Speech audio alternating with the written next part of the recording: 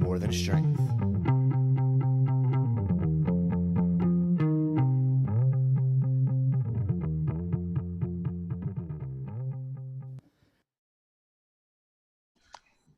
Welcome to More Than Strength. I'm Dan Flanick, and today we have two people who are joining us. One is Dr. Jeff Batiste, who is our co-host here with More Than Strength, kind of the behind-the-scenes guy who's bringing his traps onto the podcast. And then we have Dale King, who is someone who's kind of changing the fitness world and impacting people's lives in a really interesting way. And he's a co-founder of Team Some Assembly Required, which we'll get into, and also the founder of Spartan products. So welcome, Dale. Thanks for coming on the show. Yeah, man. Thanks for having me, guys. Sorry we missed the opportunity for y'all to come down. That's fine. We'll get it figured out. We're going to come down. We have family down there. So. Oh, okay. Sweet. In Vanceburg, so not that far away from you. Oh, okay. Yeah. Awesome. Yeah, we were actually down this past summer, right? Mm-hmm. Wish we had learned about you sooner. Oh, yeah, man. Vanceburg is like Hatfield, McCoy country, bro. Like, yeah. Yeah. We always stay in Portsmouth. We used to stay at, I think it's a Holiday Inn, but it used to be a Ramada Inn. We'd stay there. Yeah. That's pretty much the only hotel around like a 50-mile radius. Yeah, and then we'd walk to a bar. I don't know which one it was. This little dive bar about like. I'm trying to remember the name of it. Yeah, there are some good bars in Portsmouth. We do have some good bars. Yeah. It's really true. Yeah, every time we go there now, we're always trying to find a new one to go visit. Awesome. Well, the cool part is Spartan, the gym, and SAR headquarters is like 2 blocks from the Holiday Inn. So. Oh, that's awesome. Yeah. I actually we probably walked by you before. Yeah. In drunken rages or whatever. So let's get into it.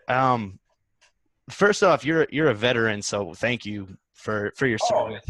Thank you, man. It's a lot. Thank you. We wanted to kind of find out a little bit about, your time in the military, like kind of bring us back to before Team Some Assembly Required and before Spartan products and what you did in the military and kind of, I want you to describe that for us. Yeah, absolutely. I commissioned out of ROTC from Capitol in 2003. So basically what that means is there's a couple of different routes to become an officer in the military. OCS, Officer Candidate School, one of the academies are ROTC. So you can kind of earn your commission as you're going through college, and that's the route I took. So as I graduated, the Army said, we're going to send you to military intelligence school to become an intelligence officer, which was kind of cool because that's what my dad did. So that's the route the Army selected for me. So went to Fort Huachuca in the middle of nowhere, Arizona, to go to officer basic course for the intel side of the house. That's a pretty long course, 6 to 8 months, I think, is what it currently is. And then after that, you get assigned to your first unit. And for the first time since like Vietnam, now this is back in 2003, so both the Iraq War kind of kicked off and Afghanistan was going on. So this is the first time since Vietnam that they were sending brand new intelligence officers to what the Army has, what they call Special Forces groups. And so I was volunteered to do that. I thought that would be a pretty cool experience to do, to go to a SF group and help and support those guys on that side of the house. So it's like one of those things where I raised my hand and wanted to do that. And then when I got there, it was like, what the fuck did I get myself into? You know what I mean? I remember walking around group headquarters with a butter bar on my collar, and dudes were like, "Are you lost, bro? Like, are you supposed to be here? Like, what are you doing walking here?" Because there's like, even being on the SF team, like you've had to spend at least 5 years in active Army before you can even go to selection. And so it was pretty cool experience. And like what I tell people all the time is I spent 2 deployments, 04 and 05, went to Mosul, and then 06 went to Baghdad with 10 Special Forces Group. And so people know, like, I'm not a Green Beret. I was very fortunate enough to be assigned to them in the support role as on the intel side of the house. Yeah. So that's what I did from 03 to 07. And I tell people, like, from like early to mid 20s, like I was exposed to literally the best and most intelligent men the Army and America has to offer. So it was an incredible experience, just being able to be in the same room as those guys. Green Berets are known for getting shit done and figuring out unique, intelligent, and clever ways to make that happen. So it was one of the best experiences of my life. Yeah, I'm sure. Even as like even supporting them, I'm sure that training had to be somewhat intensive, right? Being able to work with them. It was awesome. Like going, you had access to a lot of different schools, a lot of different courses, and that's what Green Berets are known for. They're known for going in and training indigenous forces to be a tremendous force multiplier for that country. So I was literally with the best trainers the military had to offer, whether that was going to the range or just different combatives, shooting schools, driving schools, stuff like that. It was pretty awesome. And I'm just very, very thankful to this day to experience that and meet and call some of those guys my friends till this day. That's awesome. To tie into that, how do you think that those experiences that you had with those special forces guys, did that have anything to do with creating Team Some Assembly Required? Did that experience? Every bit of professional success I've had is a direct result of that. It's because, like, no matter, and you don't realize this at the time, but it's like those guys on a ODA on a team, like it's like around 12 guys. And those guys have a lot of responsibility in the battle space that they have. And essentially it's, you get tasked with a mission and it's like, oh, go figure out how to make it happen. And you don't have anyone to rely on. You're not micromanaged. You're entrusted with the mission, and then it's up to you to kind of figure out how to make that happen. In an environment like that, you don't have the ability to say, well, we can't do this. We don't have X, Y, Z to get the mission accomplished. It's like, we will find X, Y, Z to get the mission accomplished. And just being able to be on the support end of that, to see how the best way to get the guys the logistics, the funding, the training, and everything they need to support their mission. I couldn't have picked a better thing to have to go on and open up different companies and different businesses. Yeah, it's interesting because being around those, I have like 2 points to make about that. First, I don't know if you heard of the theory. I think it's like you're most like the 5 people that you're around most. Yeah. So absolutely. I'm sure like you became very similar. Like you guys all obviously created like a brotherhood, and you all had very similar approaches to tackling problems with each of your unique perspectives. So that I'm sure that has probably played a huge role, just being able to be around them and in your success as well. Like you just kind of illustrated for us. So how do you think, like afterward, like how did Team Some Assembly Required, can you describe it for us? And like, where did the idea come from? Like take me back to that point in time where you thought that would be a good idea. Yeah. So Team Some Assembly Required is a group of both civilian and veteran adaptive athletes. An adaptive athlete, it just basically means you're either missing an arm, leg, or combination thereof, and you still compete in high-level sports, whether in our case it's a lot of fitness-based sports. So basically we try to take the best adaptive athletes in the country, put them together on a team, and going back to the same thing from supporting SF teams is like we ensure they have training, funding, and all the logistical support they need to go do what they're awesome at. And that's either running, CrossFit, powerlifting, weightlifting, all that stuff. So it started because a college buddy of mine, who later on became an Army buddy of mine, we met his freshman year in college, and we always became quick friends. Fast forward to about 2010, I was already out of the Army, and he was a few years behind me, so he was still in, and he was actually getting ready to go be assigned to his first platoon in Afghanistan. And very long story short, but unfortunately he got hit with a rocket during a dismounted patrol and basically just took his whole leg off. Had some pretty significant injuries in addition to that. And his name's Derek Carver, and he's currently, well, I don't think it'll change anytime soon, but he's also the world's strongest adaptive athlete. So we were always friends. We bonded over lifting weights and just, being idiots and meatheads at the same time. And so around 2010, I just happened to be in D.C. When he was getting flown off Afghanistan into Walter Reed, and was there with him. It was obviously a traumatic experience for him, to say the least, but pretty emotional experience for me, seeing one of my good friends in Walter Reed. And from that, he went through dozens of other surgeries to eventually, a year or two later, he was medically retired.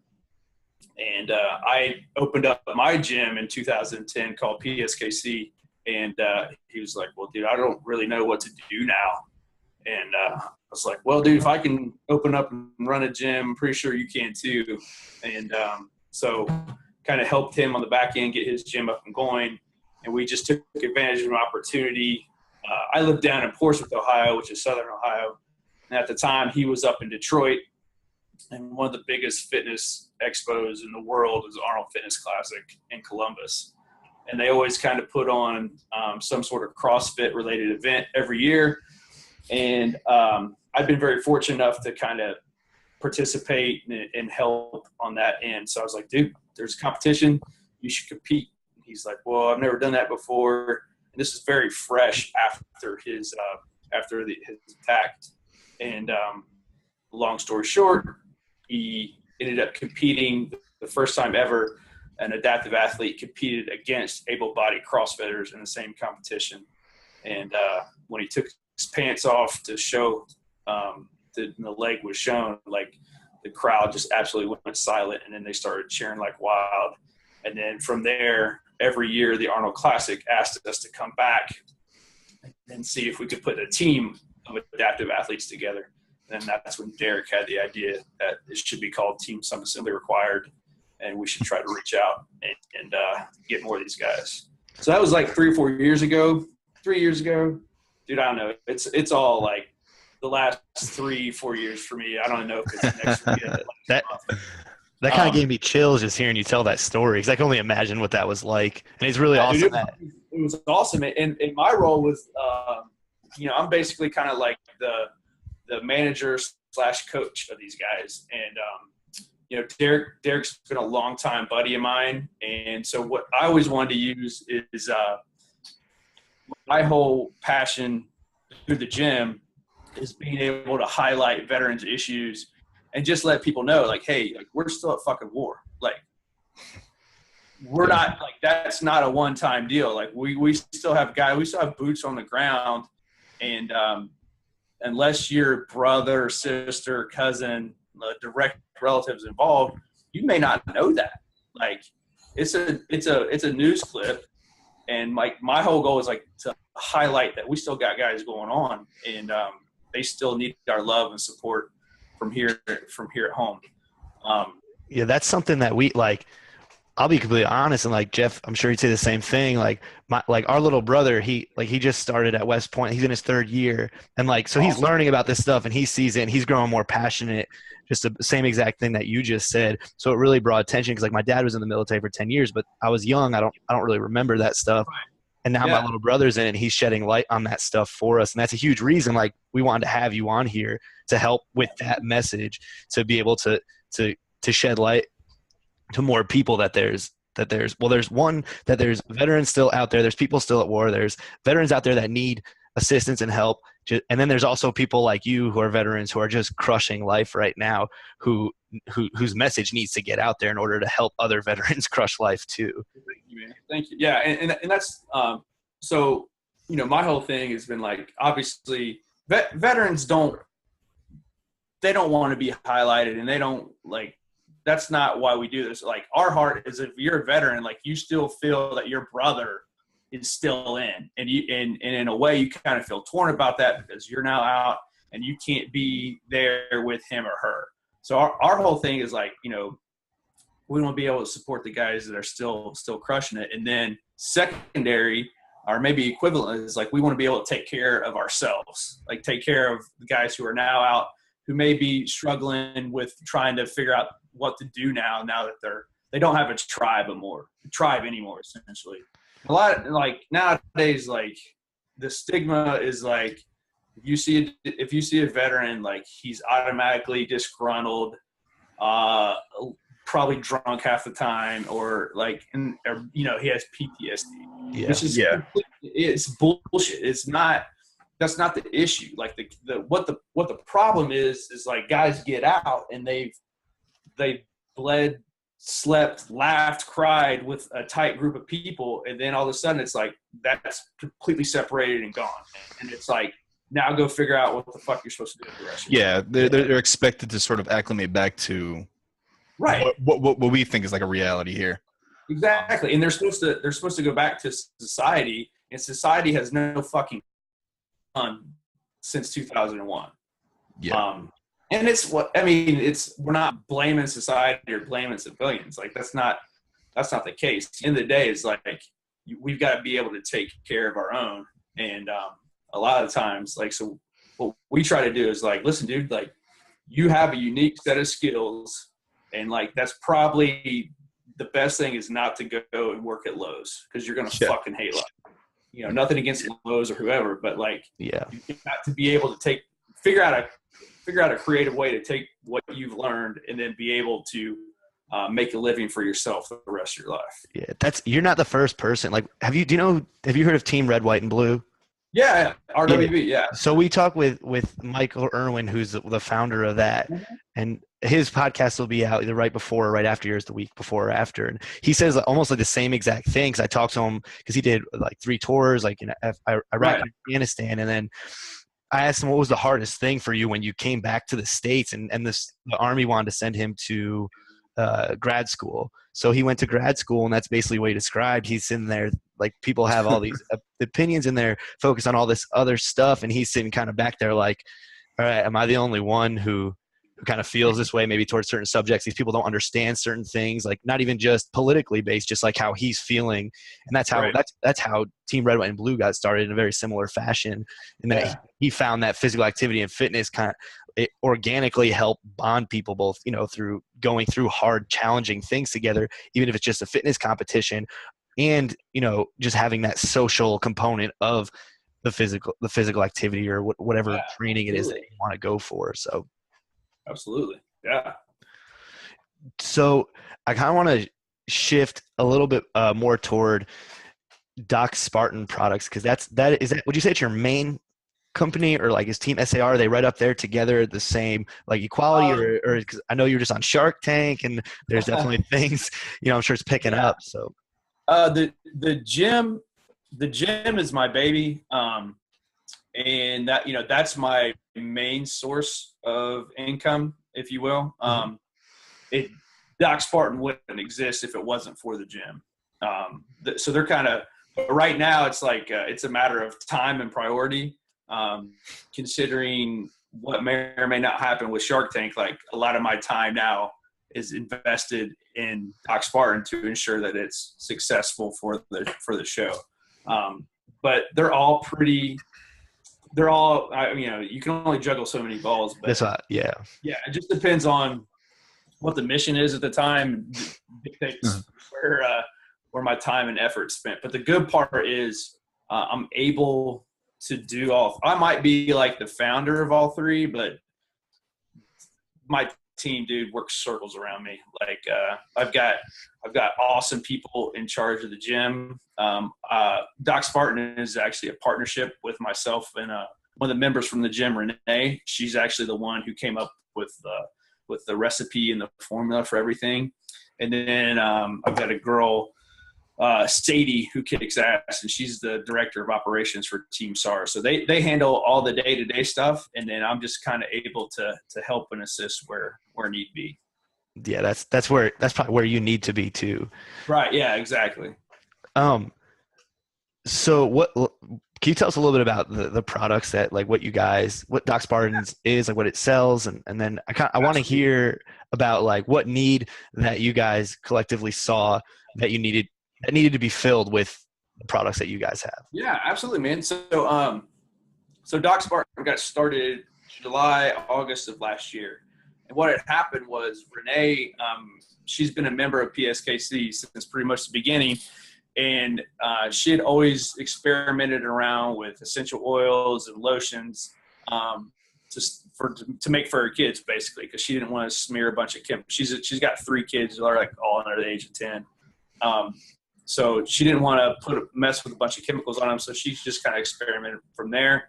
And that took off to where she started making like all natural lotions and scrubs to sell to the female members in the gym.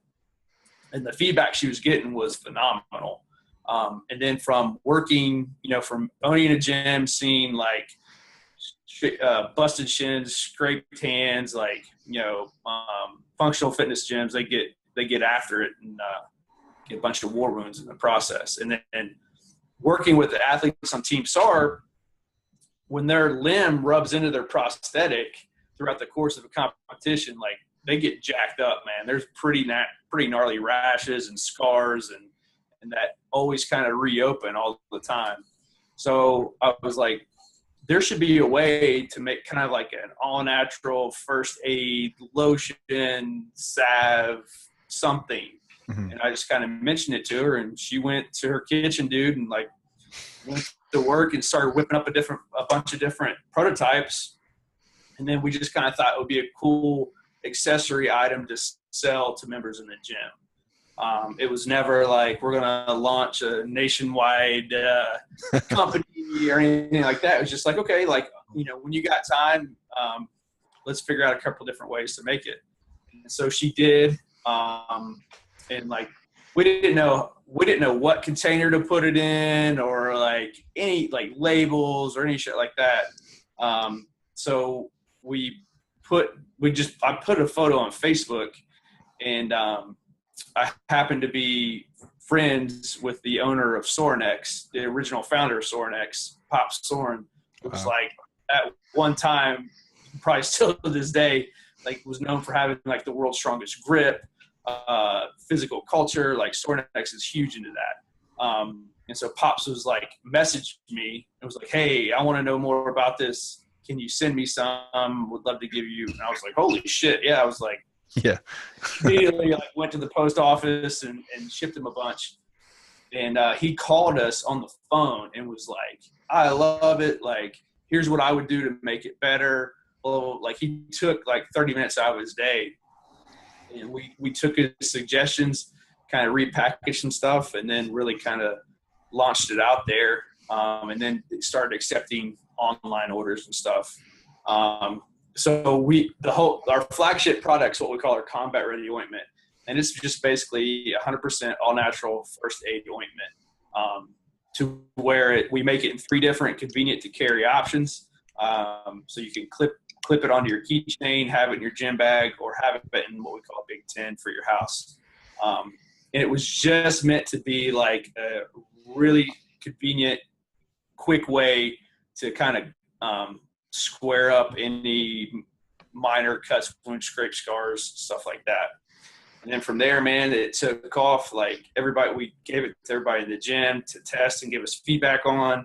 And then like we heard, like I used it on tattoos. I used it on my kid's diaper rash. I used it on, aftershave, like all kinds of crazy shit.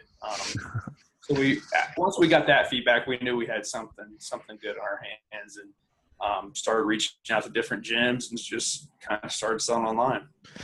I see that like a reoccurring theme with the things that you've accomplished with, SAR and Doc Spartan. Kind of these things just manifested themselves organically out of just these little stepping stones that kind of happened and took you to these bigger concepts that now are, thousands of people are being impacted by them.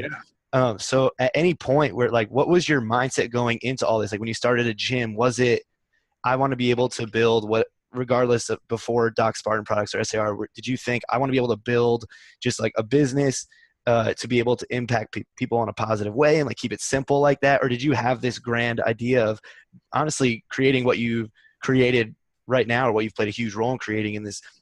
It's becoming a nationwide, and there's like thousands and thousands of people who are following what Team SAR is doing and Doc Spartan products. And did you imagine that that was something that you would be creating? No, absolutely not. I mean, to be completely 100% honest, from day one, I had no fucking clue what I was doing.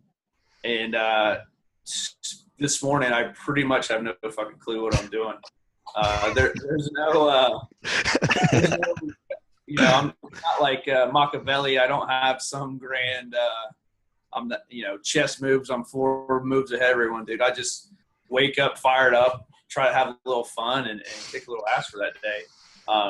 But I think that's what makes it good is that when I opened up, I didn't want to open up a gym for a long time because I was scared to death that it wouldn't work. And eventually I just made the decision that, all right, in August of 2010, if it doesn't work, I'm going to have a kick-ass home gym for the rest of my life. And that was it. The business model was geared around ensuring that if X amount of people paid $5 a workout, that would cover my rent for that month. And that was it. There wasn't, I wasn't using it as a source of income. I was fortunate enough to have a legit federal job at the time that was really good paying and benefits and all that stuff. So it was a passion project. Like it was in my heart that I love to do that. I love to coach. I love to see people getting better. I love to see the transformations they were having, and I just love to see like the spark come on. Because for me, it was about my hometown.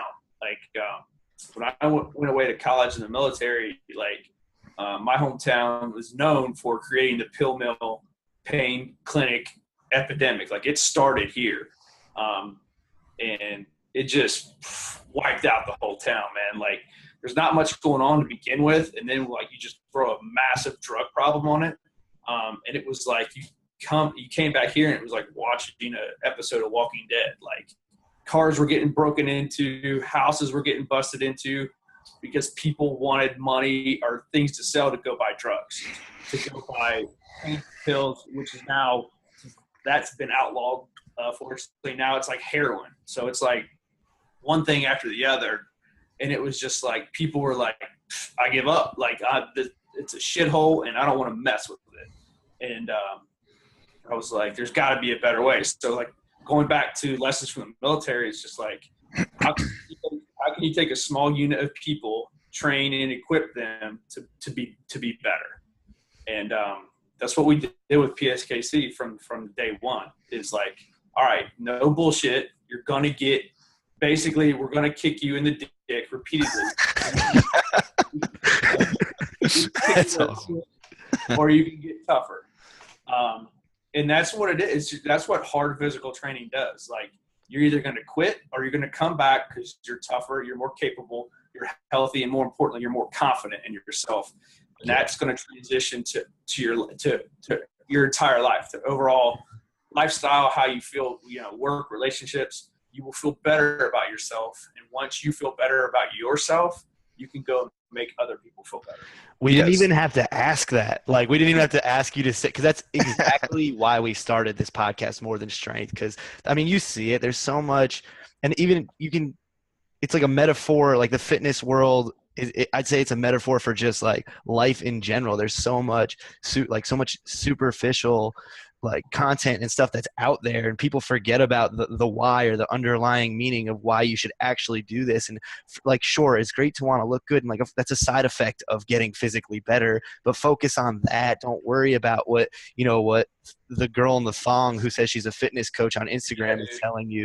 Like, get in there. Yeah. So that's exactly why we started this, and it was awesome to not have to say, so what do you think that physical activity and getting strong does for your mentality? Like that's exactly, it carries over to so many aspects of life. Dude, it's the foundation. Like you can't spend, this is going to sound completely bad, but you can't spend 90% of your time in church and then do nothing for the mental and physical development, and vice versa. You can't spend 90% of your time in the gym and then don't read a fucking book. Like, they all, like, spiritual, physical, and mental all have to be developed together. But you can't have one without the other two. Like, that's the way it needs to go. Exactly. And that's a strong message for any of those meatheads who give us meatheads a bad name. It's like, we read books. Read a fucking book. Like, it's good to get strong, spend your time, but read a damn book. Yeah, you ask anybody at the gym, like, dude, how much do you squat? 4 or 5. What was the book you're Grapes of Wrath in high school. And I Spartan the whole thing. I read Arnold Schwarzenegger's Encyclopedia of Body 3 times. You're right. Like, come on, dude. Like, and like Tim Ferriss's 4-Hour Body, so you learned how to hook up with girls. That's exactly it. So it's just to note, like, I noticed this once again another reoccurring theme here, just which I think kind of speaks to me about why you're why you've seen so much success, just, you know, both in your military life and then afterward too with the business endeavors that you've embarked on. Is it just kind of seems like you have a very genuine place of service every time that you've been going into work on something, whether it was with, you know, with the Special Forces or with Team SAR, now with Doc Spartan products in your gym. It always seems like you're looking to improve other people first rather than almost improving yourself on a selfish level first. But I'm sure that they both go hand in hand, of course. Yeah. I mean, I tell people, like, and this is nothing, like, this has been said several times over. If you're reading the right books, it's like, you have to find what you're passionate about, and that passion has to be in service to other people or other things. Once you find that, I mean, you don't feel like you're working a day in your life. Yeah, it's the most fulfilling, definitely. Yeah, absolutely. Because there's no sense. I can't look at Doc Spartan as a way to be like, I'm going to make my first $1 million with Doc Spartan. Like, because I don't even give a shit about that. Yeah. Like, I want the company to be successful, obviously, and I will work endlessly to ensure that happens. But I need Doc Spartan to be successful for 2 reasons. I need it because I want it to show people that live in a small town, most importantly, my small town, that you don't have to have permission from anyone else to go be successful. Like, you can be the change. You can be the reason for call. You can be the cause for change. For positive change. Like, things happen because of you, not because of anything else. Like, you can't wait on the government. You can't wait on anything else. Like, you've got to be that reason. And secondly, like, I needed to be successful to show veterans that you have the tools and skills necessary to go open up your own business, and it could be successful. Yeah, and it's sort of that intrinsic motivation that keeps you coming back every day to work and work. As opposed to that sort of superficial, I want to make this much in however long. It's just not. It won't last as long, I feel like. No, you can't. Yeah, you can't take money with you, and I mean, money is necessary, but the change and the legacy and the impact you make on people is what is going to last well beyond your years. Yeah, that's definitely. And I think in society today, just as a whole, like what you're taught in school, like we're very. We did a podcast about this too with a mountain climber, and kind of talked about how you're taught to be compliant with, like, more so like, you know, you go and like the people think, just like you said before, like I have to go get that job at Lowe's, rather than being like, no, I can start an ointment company and change the world with it. Because that's essentially like things that we've been kind of going through too with this podcast, and we're trying to turn it into something that we'd be able to, you know, make a living off of. But that's not the reason we're doing it. The reason we're doing it is to create this channel or this medium where people can come and get underneath those superficial things that we talked about before, and find that intrinsic motivation to get in the weight room, which in turn will help them, you know, whatever, like you have that confidence and you go in and you can squat 300, and then in 3 months, whatever, you come back in and you can squat 400, and you're like, whoa, look at me, I can do this. It's the same kind of thing, like that empowerment aspect of it. It feels like you're serving a bigger purpose, which for me, at least, that's what gets me up every day. Like to think I started this podcast 3 months ago in my bedroom, just interviewing random people, and then the feedback we've gotten and the guests that have like you want to come on the show and share your story. It's amazing what feedback we've gotten and how it's inspiring people and making them feel like they can get under a bar, they can get in the weight room and that kind of thing too. Yeah, dude. I mean, that's where it all starts. Like, and the other thing I'll say is like, you need to be that person that goes and helps that one guy. And if you're in a Globo Gym or wherever you're at, like, don't be a dick. Like read a book and don't be a dick. Like, yes, that's going to go on my headstone. Read a book. Don't be a dick. But like, if you see a guy, like, you can tell he or she's insecure. He doesn't know what they may be doing. Like, take your fucking headphones off.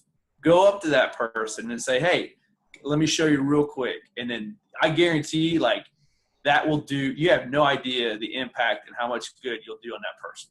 Like, and if we all kind of had that attitude, like, it would be such a cooler place to live in. That's what we talk about that all the time. And that's what I feel like I used to, because I coach too. So it's hard not to like take on other people's problems and want to solve everything for them. But you learn it's not about trying to fix things for people. It's about planting a seed for them to let it grow, and they have to water it and make sure that like they have these tools that they grow from the seed to be able to accomplish things that they want to accomplish. So like the example you use, you go in, you teach that guy maybe one little thing, maybe you fix his squat, you fix his whatever, his deadlift, whatever it is. And then next thing you know, 3 months later, you see that guy squatting more than you can squat. And it's that one little thing put this seed in his mind that he grew it into this, in this case, a deadlift or a squat. But if you apply that to life, it's amazing what people can accomplish. Yeah. And then like on a deeper level, you're talking to this guy and you're really sort of letting him know that it's basically a genuine act of letting him know you care. And like immediately, like he'll be thankful for that. And then obviously that'll fall into more of like that intrinsic motivation that we were talking about before. Like he'll want to keep coming back, keep working hard. Yeah, absolutely. I'm reading this book right now called Utility, but like Y-O-U-tility, not the letter U. And it's a marketing book, but it's interesting kind of what you talked about before, in the sense that in the first couple of chapters, the author describes how people look for that home run too much. Like people look for that viral thing, that viral video, this like one hit wonder that's going to take them from this to making that $1 million or getting them the 1 million followers or whatever it is. And he goes on to say there's a lot more trackable, sustainable, easier approach instead of waiting for that one in like 10 million chance, or maybe even more than that, to have that one home run thing. And it's really just being of constant service to other people. And then it creates this sense of friend of mine awareness, basically, where he used the example, this is actually pretty cool, of Charmin. Charmin created this app, I think it's called Sit or Stand, and it's mainly for women, but you can go on the app and then you see, like, if you're going on a road trip, which bathrooms are like the nicest, when they basically should you sit or stand in that bathroom. So, but then, when you think of going to get toilet paper, who are you going to think of when you go? You're going to think Charmin. That's absolutely correct. Like, I mean, you're 100% correct. And with Doc Spartan, it's taken off way faster than I ever expected. And people kind of look at that like, oh, dude, like you're an overnight success or all that stuff. I'm like, bro, like I've been at work for 6 years, and that's not even a long time. Like it's the constant day and day effort, and eventually like it will pay off in a big way, whatever that way is. But it's not overnight. It's the day in, day out, trying to help people out. And eventually like it's going to pay off in the long run. Yeah. And even if you don't like, and that's not why you do it either. You're not looking for the payoff either.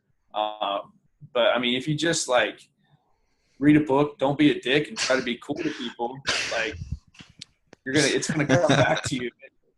Yeah.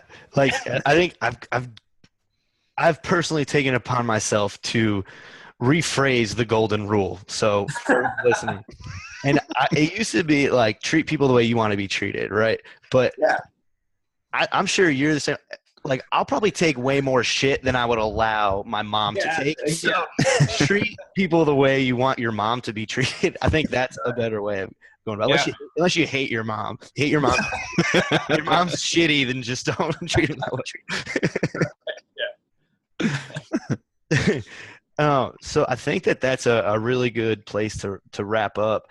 And it was awesome getting to talk to you because it goes along with like me and Jeff, we talk about this kind of stuff a lot, and it's nice to get in these deeper conversations about life. And it's kind of, to sum it up, it's almost like when you're, for me at least, and I know for Jeff it's the same thing, and I can pretty much assume you the same thing. Like when you're done with, we get, I don't know, I think for guys it's on average we get 78 years here if we live a normal average life, right? And then for women, or maybe it's 76 for guys, 78 for men. But let's say we get 80 years here on Earth. You only have 80 years, which in the span of time is like nothing. Not even a blink. So why not do good? Why not, help people as much as you can? And when your time here on Earth is done, you could look back and say, I did everything I fucking could to make sure that this world was just even a little bit better than when I was here. Yeah. Do what you want to do and make an impact while doing it. Yeah, dude. Pretty much it. My operating philosophy in life is like, every morning I remind myself I woke up one day closer to death. And, if you do that on a daily, continual reminder yourself that, like, hey, whether that's when I'm 80 or that could be today, like, I need to do everything I can to make it the best stable of one. Yeah. Can you repeat that last thing we cut out just for a second? Oh, yeah. So my operating philosophy in life is every morning I wake up, I woke up one day closer to death. And hopefully that's when I'm 80, but it could be today or it could be tomorrow or 10 years from now. But I've only got today, and I've got to try to make that the best day for my family, my loved ones, and myself. So in the words of Drake, YOLO. So where can people find you, like social media, if they want to purchase any Spartan? You guys, I'm about to buy it after we hang up here. You have a sweet soap that looks like a grenade. Yeah, hand grenade soap, dude. That's awesome. I really get deep in there with that too. It will get the job done. It will get the job done. The best thing if you have Instagram, just follow us at Doc Spartan Products. If you want to buy anything, just DocSpartan.com. And what we do is, every month we change the product, but we donate a portion of the sales from a different product every month to Team SAR. So it's a good way that we get back to those guys. And you can Facebook Doc Spartan or all that stuff. Yeah, man, the website and Instagram is the best way to follow us. Awesome. So thank you everybody for listening today.